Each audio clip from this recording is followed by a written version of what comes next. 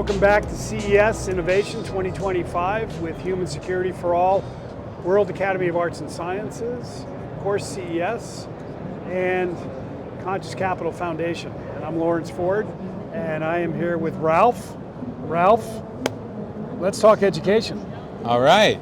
So tell me, first of all, I want to get a little bit personal with this, with your background a little. We have maybe 5 or 10 minutes to get this in, but I really want to know who you are, because you've done some great stuff in the world, and you're a fellow and work on the education program with the World Academy, which I'll let you talk about because there's some news on that. But tell me who you are and how did you get to be, why this? Sure. Well, let's start with I'm a recovering attorney and went to How's law. that going?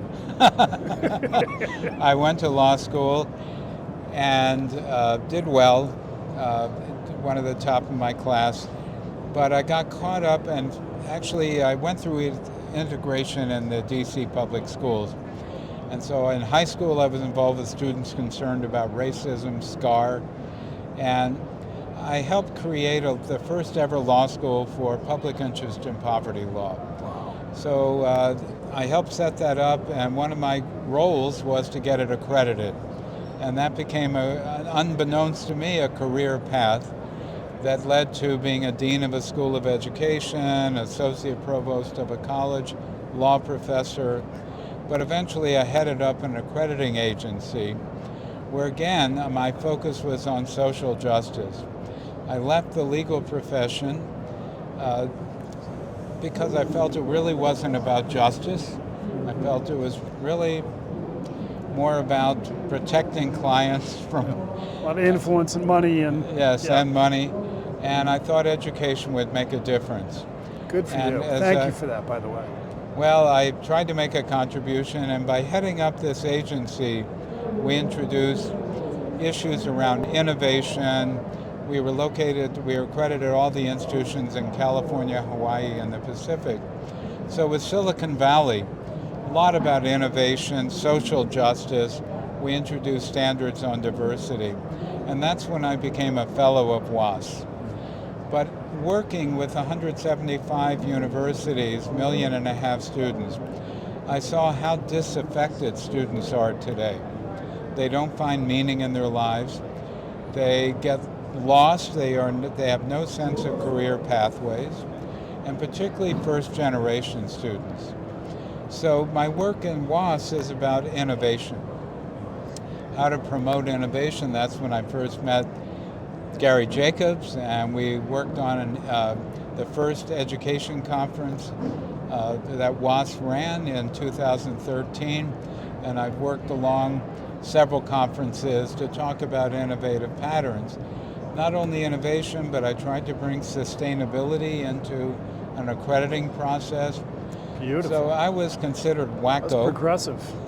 Back well, then. aggressive, Yeah. I would have said, more than anything.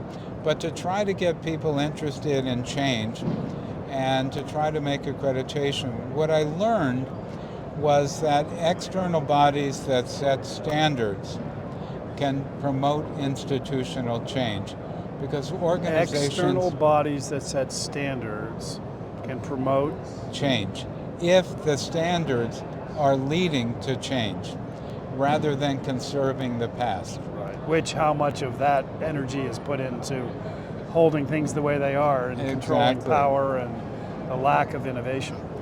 So since leaving, I've become very involved with preparing people for futures of work that are different.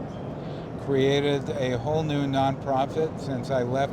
I was president of an accrediting agency for 17 years.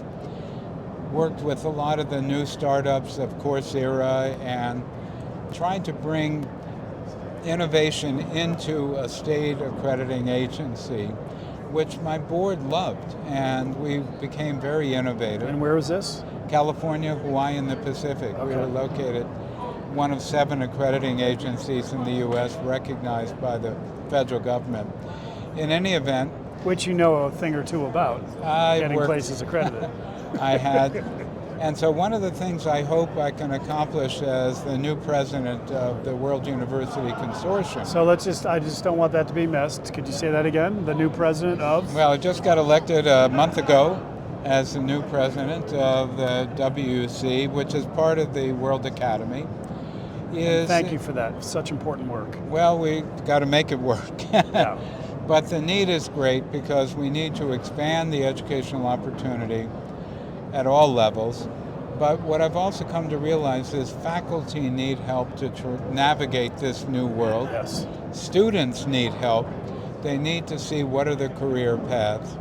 And we have to embrace AI, artificial intelligence, knowing that it has a lot of risks, but we got to embrace it and guide it. And one of my mentors, it was the president of the Institute of Noetic Sciences, once said to me, Who? Willis Harman. No. Oh, absolutely. Oh. Willis was on my board of a nonprofit I created. All right, so we only have a few more minutes, but just for the listeners, we're going to take this off camera because Willis is someone very. He's a hero.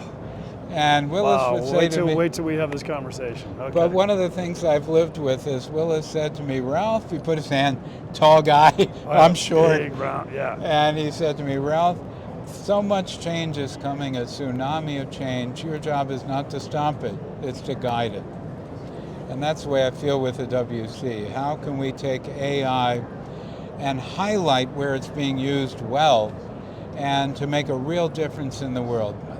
While I'm here, I'd like to see projects that make an impact, that actually change people's lives. Tried to do that with the accrediting agency, with the second one, the Quality Assurance Commons I created. And I love raising money. I've raised about 8-9 million in my various roles. And I think there's so much money out there where people see a vision. And so we need to create a vision for how AI can really impact people's lives in a positive way and not be afraid of it, but learn how to guide it.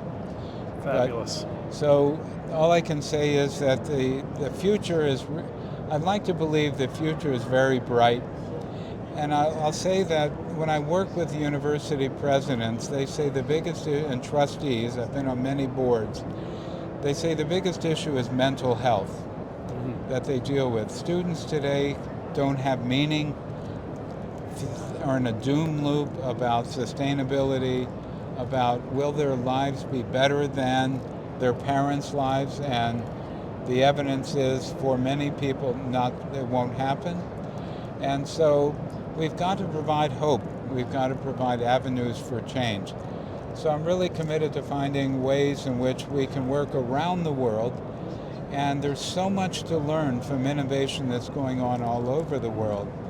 But to highlight where it's working and to take it and be the Johnny Appleseed to take it elsewhere.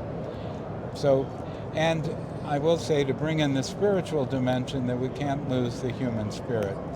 You look at all this technology and you have to say we can't lose the human element. So I want the consortium, the World University Consortium, never to lose sight of the humanity that the need for love of all humanity and biophilia, love for the planet, love for the earth, and to use technology in service of that, not to be on the other side of it and make technology more important than our humanity. Wow. Thank you for taking the leadership. Thank you for your time. I could go for like 20 more minutes with you easy, but we need to cut. I understand. You're giving me the signal. And we'll talk about amazing. Willis. We're going to talk about Willis. We're going to talk about purpose and mental health, and we're going to have a blast. Oh, absolutely. Here to serve. Thank you. We'll talk about that.